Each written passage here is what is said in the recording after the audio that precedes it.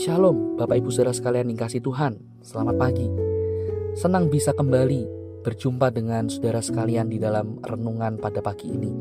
Karena itu menunjukkan betapa Tuhan masih memberikan kita kesempatan untuk melanjutkan kehidupan kita. Saudara, hidup ini adalah berawal dan berasal dari Tuhan. Oleh karena itu, ketika kita bisa menjalani hidup hari-hari kita menyadari bahwa ada Tuhan di balik semuanya ini. Tuhan tidak pernah meninggalkan kita dan Ia tidak pernah membiarkan kita berjalan sendiri. Oleh karena itu Tuhan selalu memberikan firman-Nya untuk menolong kita agar hidup kita boleh senantiasa terus berjalan di dalam kebenaran Tuhan. Dan saudara, mari sebelumnya kita mau berdoa kepada Tuhan. Tuhan, terima kasih untuk anugerah-Mu yang selalu menopang kami.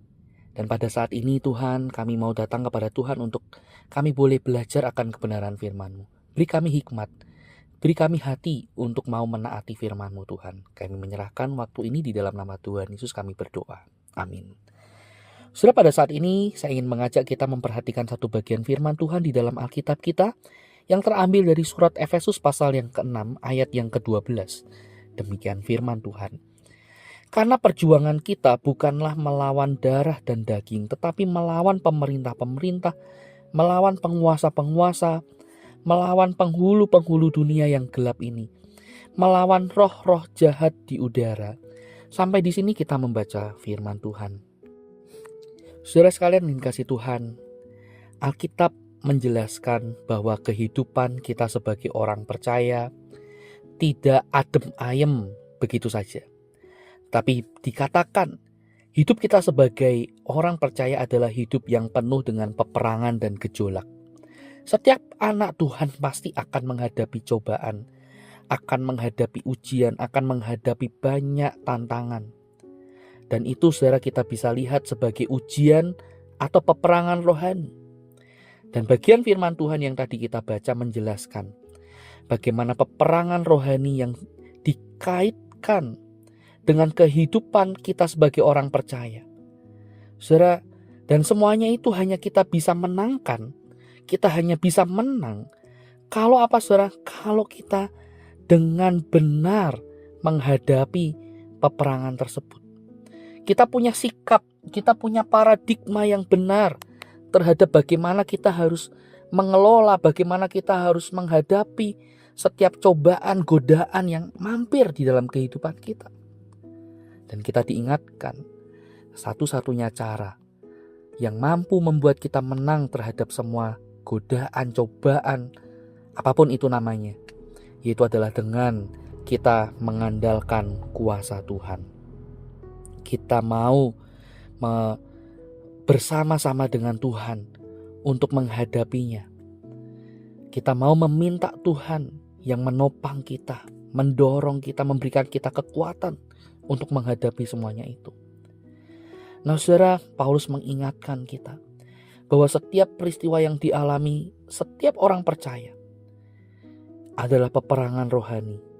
Peperangan yang tidak melawan darah dan daging begitu saja, melainkan ada kuasa besar di balik semuanya itu, yaitu adalah kuasa si jahat. Dan sekali lagi, kuasa si jahat itu hanya bisa kita taklukkan ketika kita mau bersama dengan Tuhan, mengandalkan Tuhan. Oleh sebab itu Paulus mengingatkan, mendorong kita sebagai orang percaya untuk mengambil seluruh perlengkapan senjata Allah. Untuk apa saudara? Menggunakannya sebagai pertahanan kita melawan setiap godaan dan cobaan itu. Dan bagian yang berikutnya kita akan melihat bagaimana Paulus mulai menguraikan apa itu artinya ikat pinggang kebenaran dan baju sirah keadilan. Saudara, kebenaran dan keadilan di sini merupakan kebenaran dan keadilan Kristus yang diterima tatkala kita mau percaya dan beriman kepadanya. Samping itu, saudara, perlengkapan lain dihadirkan agar orang Kristen dapat memenangkan peperangan rohani, yaitu kasut kerelaan memberitakan Injil, perisai iman, ketopong keselamatan, dan pedang roh. Lalu Paulus menutupnya dengan senjata terakhir, yaitu doa dan berjaga-jaga. Paulus mengingatkan kita pentingnya untuk doa. berdoa. Sebagaimana Paulus menggunakan doa sebagai kekuatan rohaninya, Paulus juga mengingatkan kita untuk tetap berdoa, bergantung penuh kepada Tuhan. Semua perlengkapan ini akan menolong kita, memampukan kita untuk menang dalam peperangan rohani. Jika sekali lagi kita sungguh-sungguh mau bergantung kepada Allah dan menggunakannya. Orang Kristen sejati pasti akan mengalami peperangan rohani dalam hidupnya. Dan hanya dengan bersandar kepada kuasa Tuhan, niscaya kita akan menang. Karena Allah tidak akan pernah membiarkan orang percaya kita, saudara, berperang sendiri dan kalah. Sebaliknya, sebagaimana pesan Tuhan sebelum ia naik ke surga, aku akan menyertai engkau sampai selama-lamanya. Tuhan akan menyertai kita. Tuhan tidak akan membiarkan kita berperang sendiri, melainkan Ia di sisi kita, bersama dengan kita.